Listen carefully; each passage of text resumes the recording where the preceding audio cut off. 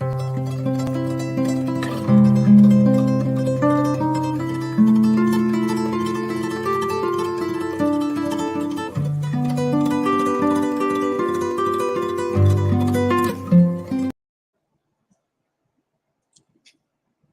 morning, everybody. Good morning, good morning, good morning.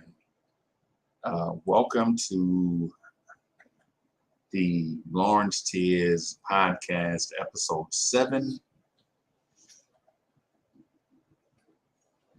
the Eastern Conference Arms Race. Good mornings. Let me start by saying hello to everybody in the chat. Stephen O was good. I see you. Stephen the Concord was good. King Poppy was good.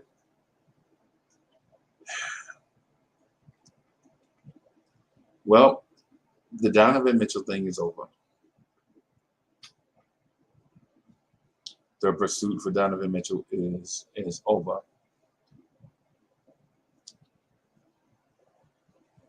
Shout out to R&B sensation DSJ. How you doing, brother? Well, we were hoping for a better outcome. We were hoping for a better outcome, but things are what they are.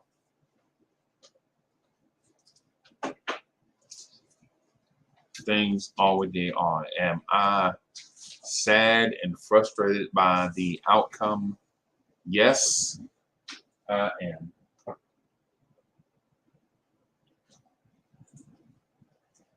Yes, I am. I am sad and I am frustrated by the outcome. Could things have happened in a better way for Knicks fans? Yes. Is that how things usually happen for Knicks fans? No. But let me get down to what I like to call the nitty-gritty. For one, let me first thank everybody watching on YouTube. The YouTubers, y'all rock. Love y'all, man. Y'all number one. Y'all are definitely big-time supporters of this movement, this wave that we call Lawrence Tears. Shout out to y'all. Also, shout out to our growing membership on Player FM, on Apple Podcasts, on Spotify, on Google Podcasts, Amazon Music, and iHeartRadio. So shout out to our growing membership there. Rogelio Cooper is in the building. What's good? White Falcons in the building. Hunger for more. How you doing? So we're in a weird space, everybody. We're in a weird space. We're in a weird space. We're in an Eastern Conference arms race. And it's tough being a Knicks fan right now. Usually how this thing usually works is the day after is usually tough. The day after is usually tough.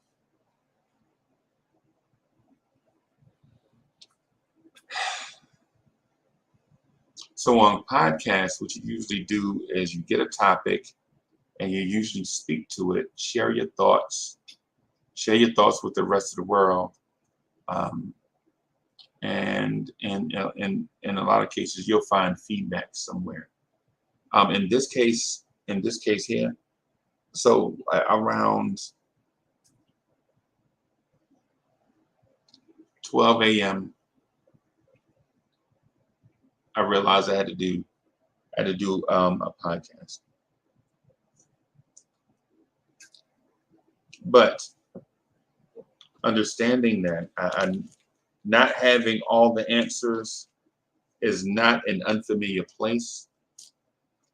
The older you get, the more you realize, the smarter you think you are, or the more experienced. Let me say that. The smarter and more experienced you think you are, the more you realize you have to keep digging and ask for more and more answers. So I'll start with the question, right? Did Danny Ainge publicly humiliate Leon Rose as retaliation for overtly tampering and pursuing other teams' superstars?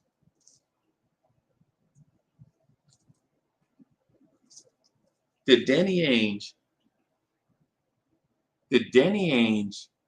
publicly humiliate Leon Rose and the Knicks as retaliation for the Knicks overtly tampering with league superstars?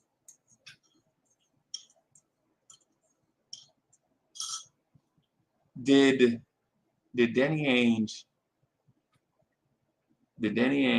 publicly humiliate Leon Rose as a retaliation for overtly tampering with league superstars? Right? And so while that sounds like a conspiracy theory straight out of a European espionage movie, I feel like it's a good question.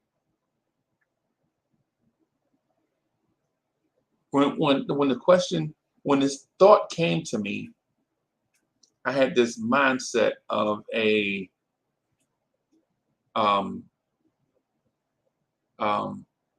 Captain America Winter Soldier type scenario. Thought about the streets of San Francisco. I thought about a James Bond movie, right? That's what I thought about. Thought about the Bourne Identity, right? Did other teams support Danny Ainge in his handling of the Donovan Mitchell trade? Here's why I think that. And when I look at Colin Sexton, a Cleveland bench player, when I thought about Lauri Markkanen, when I thought about 3 future first round picks that start in 3 years, when I think about pick swaps down the road, I think that the Knicks could have beaten this offer by much, right? But I'm going to put a pin in that thought. I just want to leave that right there. I just want to leave a pin in that thought that the Knicks could have blown away this offer, right? Because as I thought about that, another thought came to my mind. And here's that thought and that question.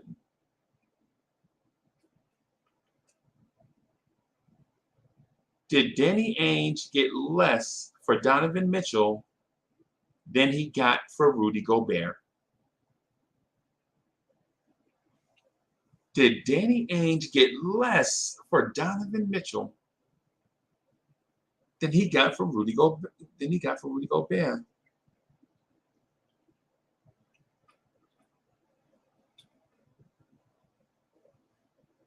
You guys know what Danny Ainge got in return for Rudy Gobert. I'll just go through it one time and just the basics. See, he got Malik Beasley, Patrick Beverly, some young players, Jared Vanderbilt, Balmero, something.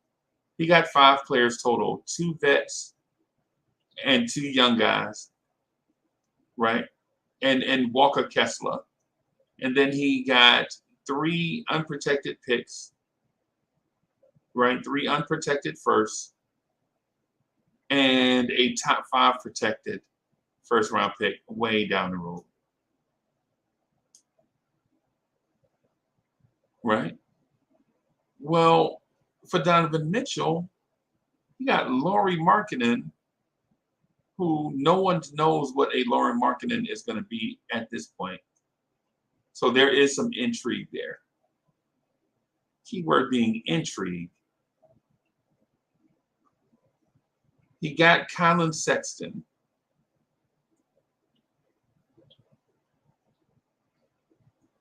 Right? He got Colin Sexton. They got 3 unprotected first round picks starting in 2025 and 2 pick swaps. The option to swap picks down the road.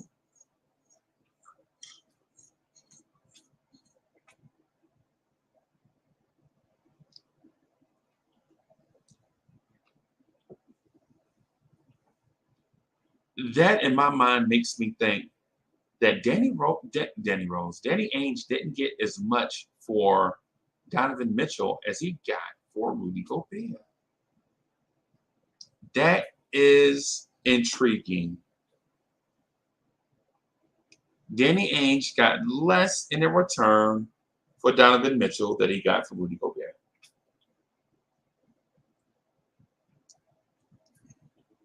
As he sips the tea. All right, so now think about this. Now think about the first question. The first question was, did Danny Ainge publicly humiliate Leon Rose as retaliation for overtly tampering with league superstars? I am leaning towards yes. Danny Ainge played Leon Rose in front of the entire sports world. And I think it was because he is retaliating against Leon Rose and his front office for publicly and overtly tampering with other teams' superstars. You see it. After the game, the Knicks contingent is hugged up with Devin Booker. After the game, Knicks fans or the Knicks contingent is talking to Bradley Beal in the middle of the floor. You see it. Summer League, the Knicks contingent has LeBron trapped in a tunnel area heading into an arena. I have the pictures to show it. I showed y'all all these pictures on previous things where Leon Rose and Worldwide West trap another team's star in an awkward place and start putting bugs in his ear.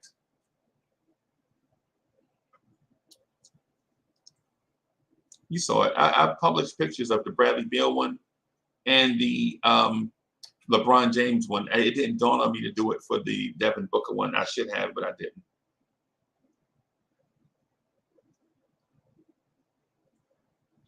Right? Did Danny Ainge publicly humiliate Leon Rose as retaliation for overtly tampering with superstars around the league? Are the owners frustrated by this? Are other front offices frustrated by this? Right? The second question is, did Danny Ainge get less for Donovan Mitchell than he got in return for Rudy Gobert? Right? And so while it seems like it's none of our business what the Utah Jazz get in return for trading away their stars, there is something to it. There is something to it. And the thing that is to it is Danny Ainge would rather have mugged the Knicks in a public setting to punish the Knicks for all the tampering that they did over the last 2 years. And y'all know it's tampering. Let's not pretend Worldwide West was not brought here to be a tamperer. Don't do that.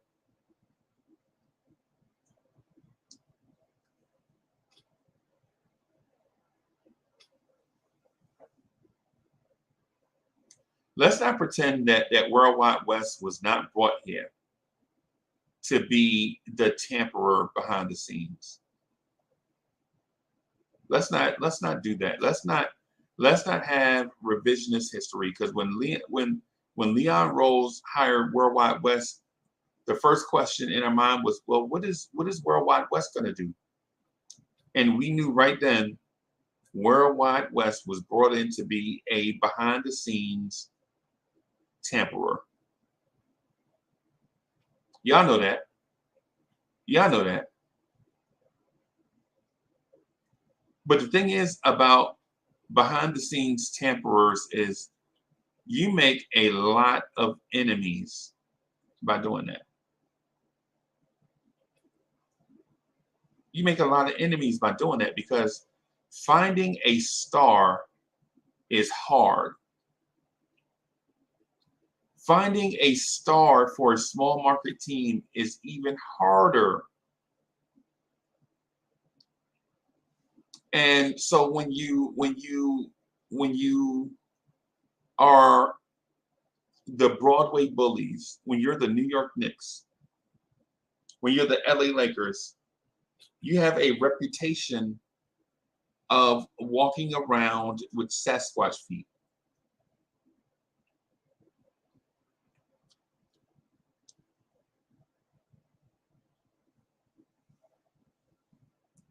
When you're the Broadway bullies, right? When you're the Los Angeles Lakers, when you're the New York Knicks, and you romp through the NBA landscape, you do it with Sasquatch feet.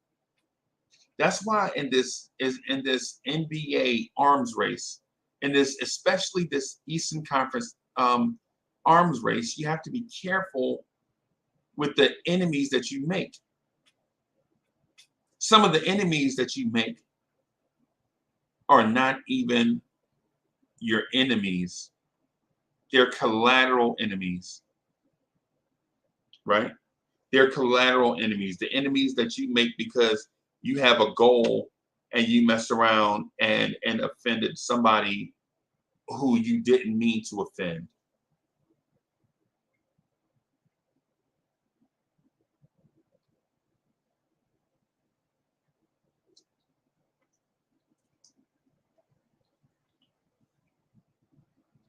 Just like The Winter Soldier, this movie, Captain America, The Winter Soldier, ultimately the enemy was not even a enemy of those guys until the superheroes, so to speak,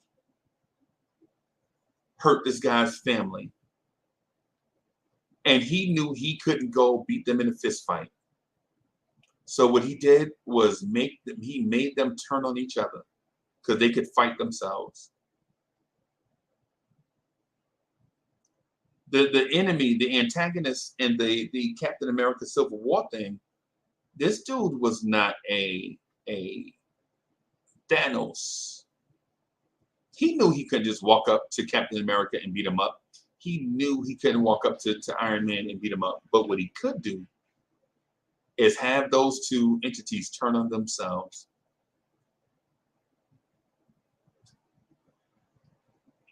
And let them destroy each other.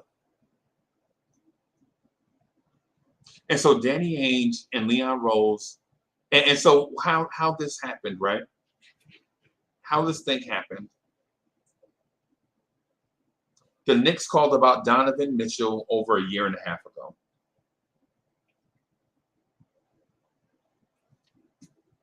And it was a non-stop private pursuit for a year plus.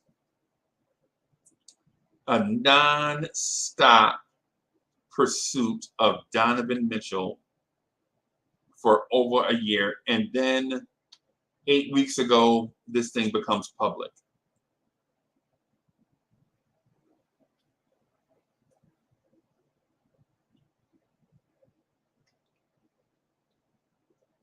Eight weeks ago, this thing becomes public.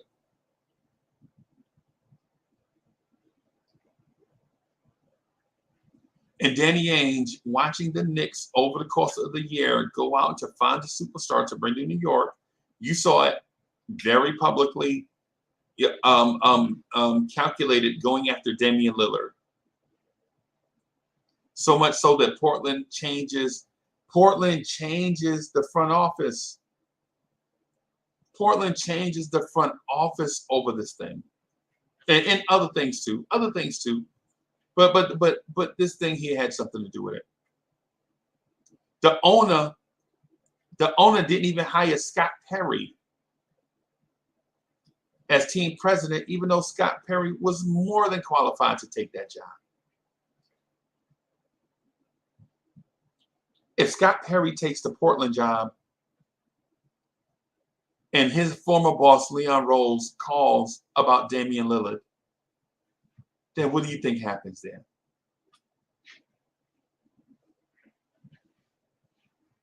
Exactly the same thing that happened with Detroit and OKC. The underling gets his shot to be the boss. The former boss calls. They work out some deals. The same thing that happened with Danny Ainge and the Minnesota guy. The underling finally gets his shot to be the boss. The former boss calls, and the former boss, Danny Ainge, and the new guy, the Minnesota guy, I forget his name, they work out a deal. What do you think happens if Scott Perry gets the Portland team president job? And Damian Lillard had already been rumored to come to the Knicks. What do you think happens in that case?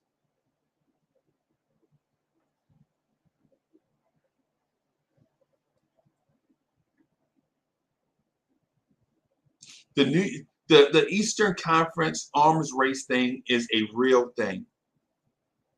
It's a real thing, right? It's a real thing. The Eastern Conference arms race is a real thing. You saw the Chicago Bulls load up on talent by adding Lonzo Ball, by adding Vucevic, by adding DeMar DeRozan. You saw the Brooklyn Nets do it.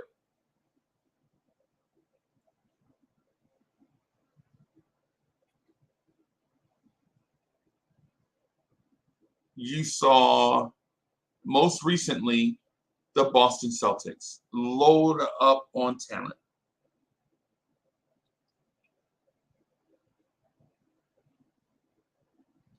You also saw the New York Knicks try to do it.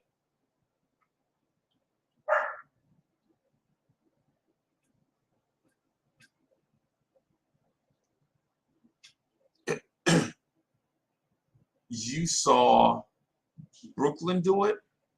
You even saw the Pacers try to do it. You saw the Pacers pull off a deal for players. You saw Brooklyn do a deal. You saw Boston do a deal. You saw Atlanta, and I'm talking about trades. You saw the Atlanta Hawks trade for a guy. You saw the Washington Wizards trade for a guy. You saw the Boston Celtics trade for a guy. You saw the Brooklyn Nets trade for a guy. You saw the Indiana Pacers trade for a guy. And then there are the New York Knicks.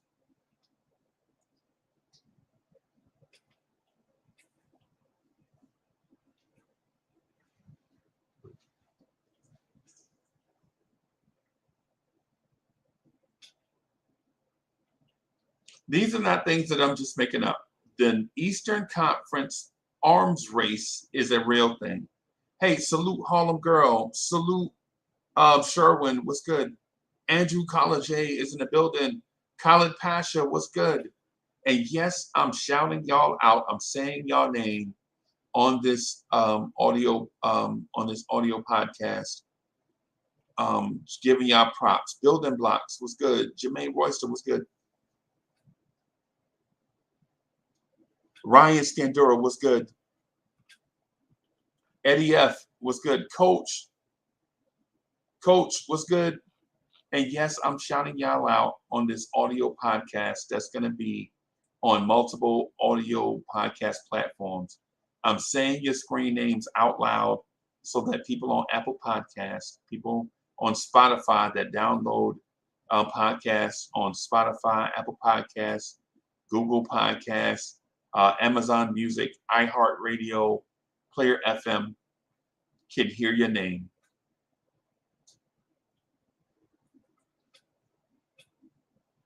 Eddie F., thank you for the generous contribution.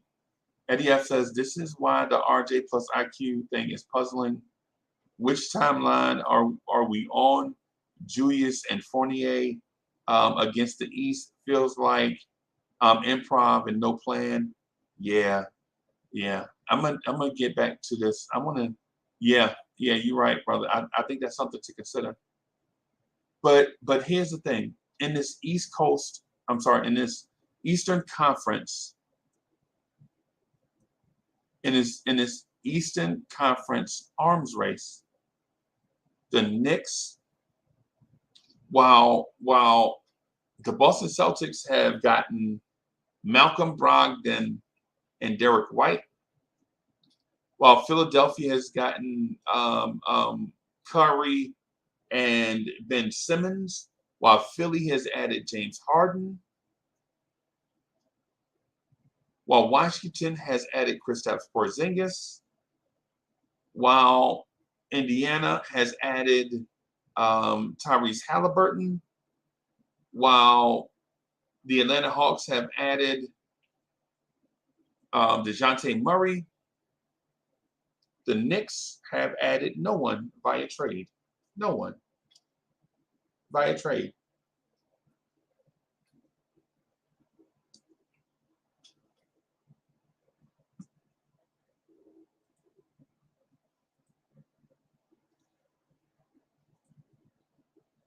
So this thing feels espionage to me.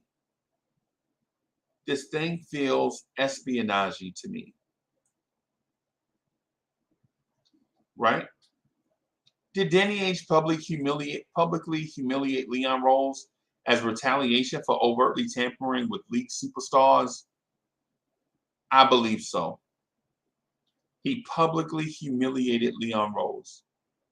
Right? Did Danny Ainge get less for Donovan Mitchell than he got for Rudy Gobert? Yes. He took less intentionally to prove a point to the Knicks that you can't just walk around and bully people into giving up their stars. And I see you Knicks fans saying, there are a lot of you Knicks fans saying, oh, this guy, Leon Rose is the Don. You know what? There are a lot of people, including myself, that don't take kindly to being bullied. We just don't.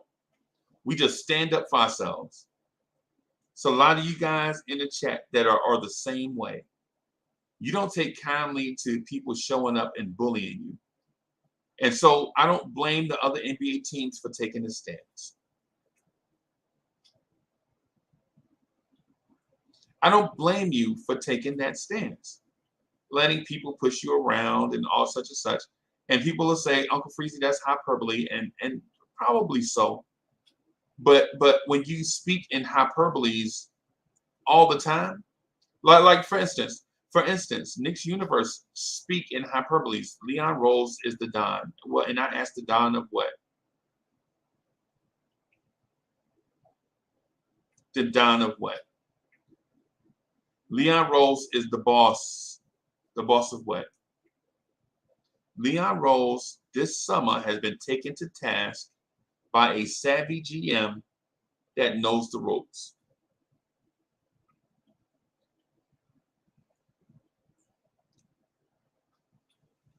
Leon Rose got beat up in rope-a-dope style. The biggest, strongest dude with the most stuff gets beat by an experienced guy. The rope-a-dope. That's what happened to Leon Rose. In this Eastern Conference arms race, other teams have improved their rosters by making trades. The Knicks have not. unless you account for addition by subtraction. If you account for addition by subtraction, then we'll see, right? Then we'll see.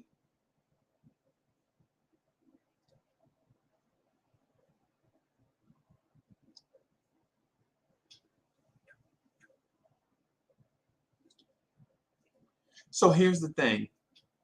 To all you guys listening, to all you people listening, on all the fans listening, all the listeners out there worldwide. So the Knicks don't get Donovan Mitchell. Now what?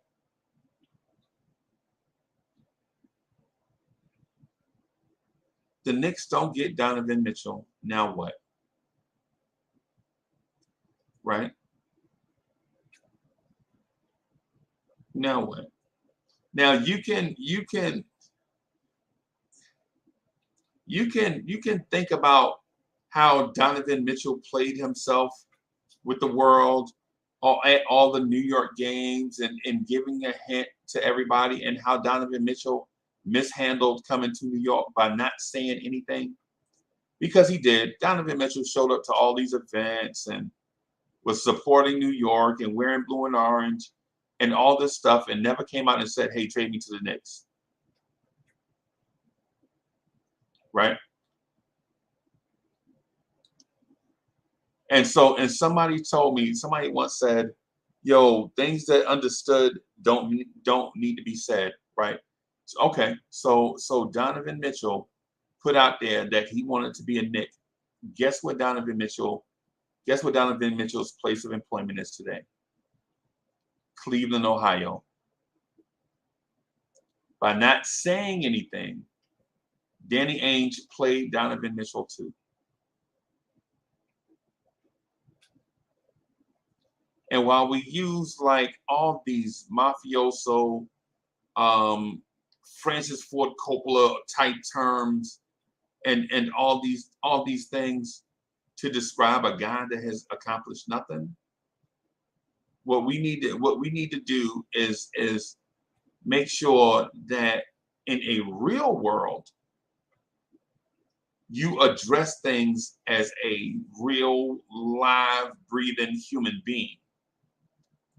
Life is not a play. Life is not a movie. Life is real. You stump your toe, it hurts. You park your wrong car in the wrong place, you get a ticket. You speed in the highway, you get a ticket. Right? You eat too much, you get fat. You don't exercise, your body gets soft. It's not a movie. You know what I'm saying? This is real life.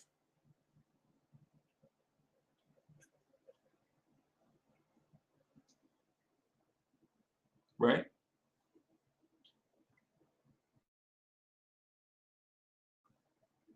Where these things that we've mentioned, this overplaying of our hand and playing of ourselves has come to a head. Yes, Danny Ainge publicly humiliated Leon Rose all summer in an arms race that we couldn't afford to lose. But we lost. Boston traded for pieces. Chicago last year traded for pieces. Atlanta traded for pieces. Indiana traded for pieces. Washington traded for pieces. Brooklyn traded for pieces. Paris Duggar, thank you for the generous contribution. Paris Duggar says, now what? Now go beat his ass. Go whoop him. After I do this, I'm gonna do the Knicks morning drive. I'm gonna do the Knicks morning drive, but I have to put out subject matter stuff too. I have to put out, y'all know I have to put out the subject matter stuff also. Y'all know how this works, man. I have to put out some stuff for our people everywhere, right? So I have to put out stuff for our people everywhere too. So I'm with you, Paris Duggar. We're definitely going to talk about that later on. Definitely. Right. So not only did Danny Ainge publicly whoop Leon Rose, publicly, not only did he publicly whoop Leon Rose, he did it in an extraordinary fashion. And not only did he play Leon Rose, he played Donovan Mitchell too. Oh, you on the East Coast, you in Coney Island, you wearing blue and orange, you supporting the blue and orange. I'm going to trade you to Cleveland, Ohio. I can't trade you to Utah because you already play here. I can't trade you to Utah because you already play here. So I'll trade you to Cleveland, Ohio. Now take that.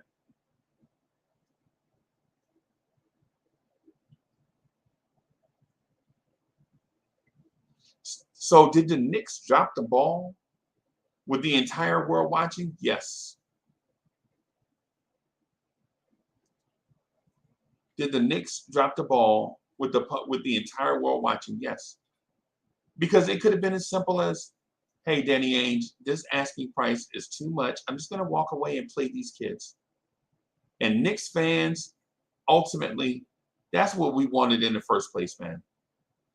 Draft kids, draft these kids, get you some crown gems, play these kids, develop these kids so that we won't have to star chase all the time. We were told that was the strategy. All along, the strategy was go get some stars for New York. The Knicks dropped the ball with the entire world watching.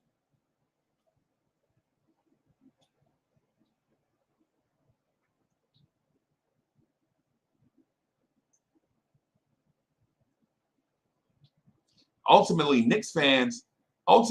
the majority of Knicks fans, the ones that come through Lawrence Tears, say, hey, listen, man, play the kids. Play these kids, develop these kids, get your own stars so that we can get behind and root for our own kids.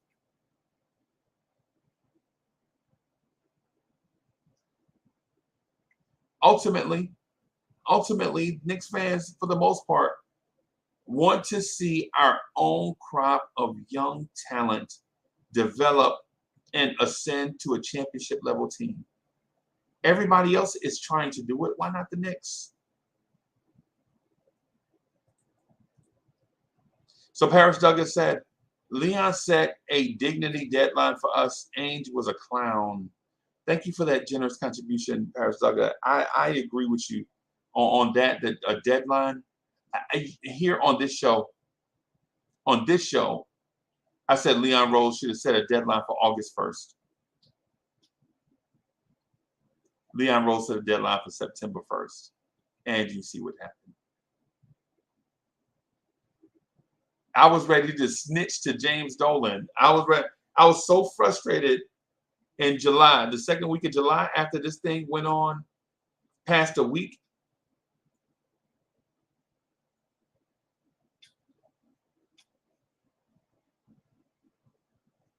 But here's the thing. Yes, the Knicks dropped the ball very publicly and very clumsily. The Knicks dropped the ball.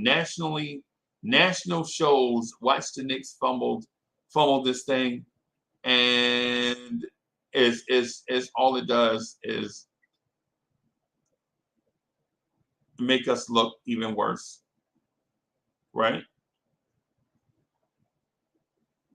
But so what? We big boys and girls, we'll be okay.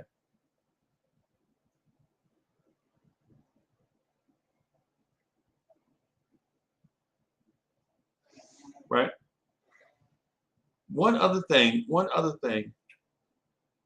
and I got to give a shout out to my main man, Anthony D, who is so smooth, he doesn't require a chaser.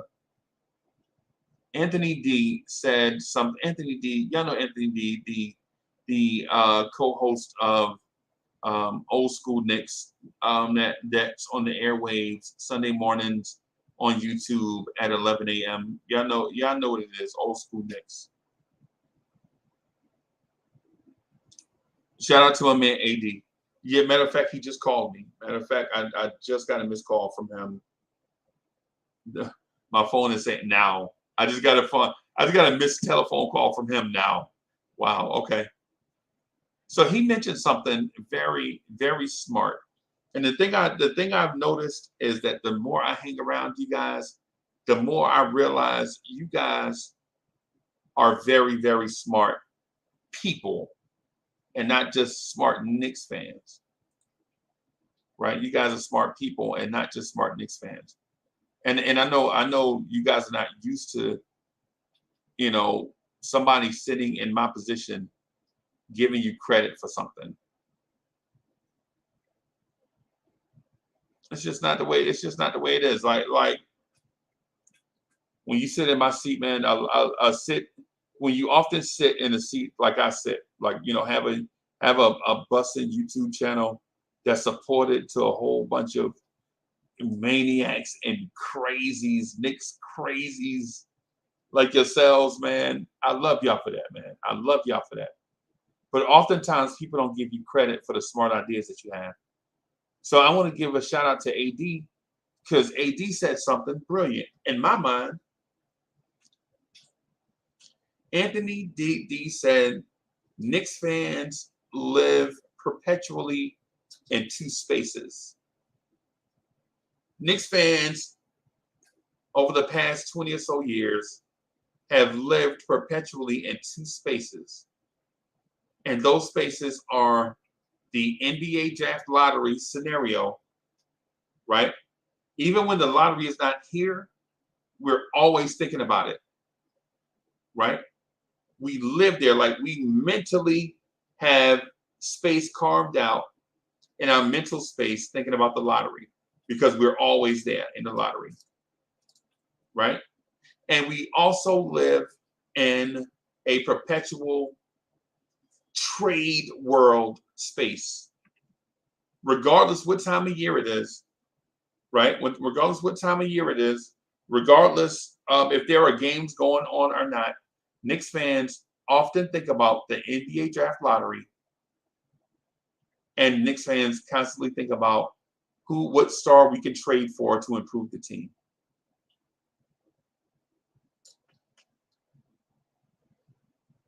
Right?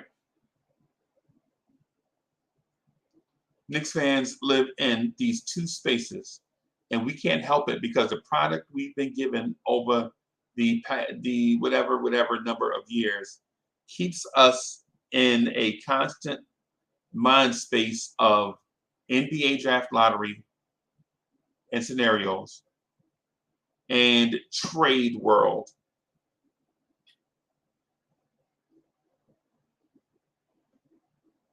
So AD, I see you in the chat. Hey, shout out to Anthony D for equipping us with a way to describe our constant way of thinking. Because this is it. AD, shout out to AD for saying it. He said it out loud. AD said something out loud that we constantly knew what was going on, but didn't know what it was.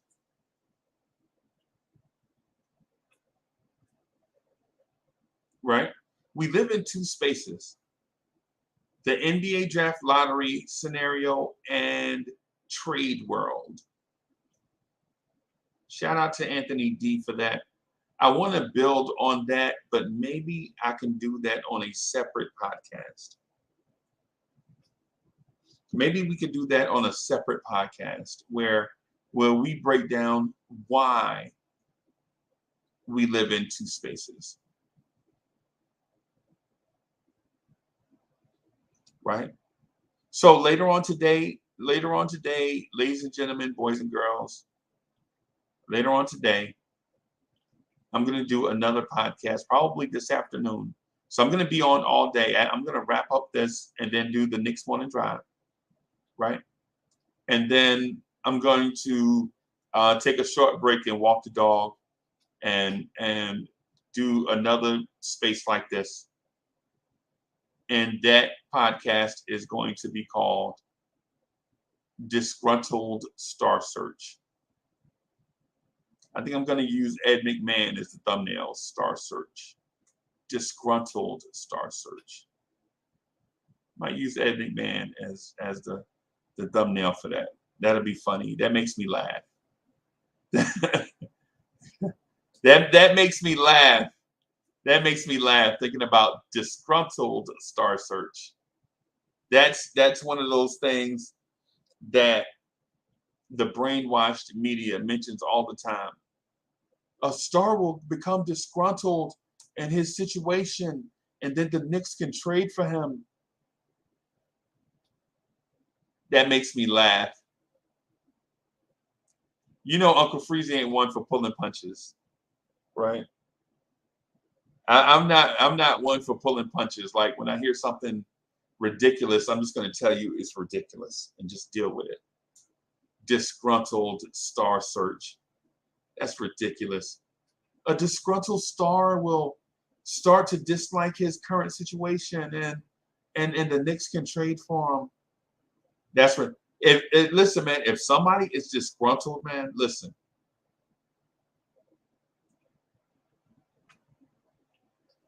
Yo, and Malik Shabazz, Malik Shabazz says, why we got to keep looking when we can make our own? Amen, brother. Malik Shabazz says, why we got to keep looking when we can make our own? Amen, brother. But Malik Shabazz, listen, stop stealing my thunder. I want to talk to y'all about this in a podcast platform just like this one. I'm going to do it later on today, probably afternoonish, maybe like 3:30ish, something like that. Something like that. But listen, thank you everybody for listening. Thank you everybody for listening on all the platforms that we use: Apple Podcasts, Spotify, Google Podcasts, Apple Music, iHeartRadio, Player FM. Thank you all you guys for y'all support. YouTubers, y'all are bananas, man. I love y'all. My YouTube family, man, I love y'all, man. Y'all make this thing possible. Y'all make this thing grow. Y'all make this thing grow. You know what I'm saying? Y'all, hey man, y'all are the driving force behind this thing, not me. Oh yeah, y'all put the battery in my back so I can keep coming up here, so that we can keep putting out dope content. You know what I mean? This thing ain't about me. Blorence tears is blue tears, orange tears, Blorence tears. But what it is long suffering blue and orange fans that cry tears of sorrow one day, with the dream of one day crying tears of joy. That's ultimately what this thing is about. Ultimately what this is about is us sharing our memories about certain stuff with the hopes of one day all of us getting together to celebrate a championship. All right, so this is your main man, Uncle Freezy. I'm out of here. Hope you guys enjoyed the podcast, man. YouTubers, I'm coming your way in about 10 minutes or so. Once I create the thumbnail and do the YouTube settings and all of that, grab something for these vocal cords, and I'll be back to rock with y'all for about 2 or 3 hours. Thank y'all for listening. Bless y'all, man. Peace.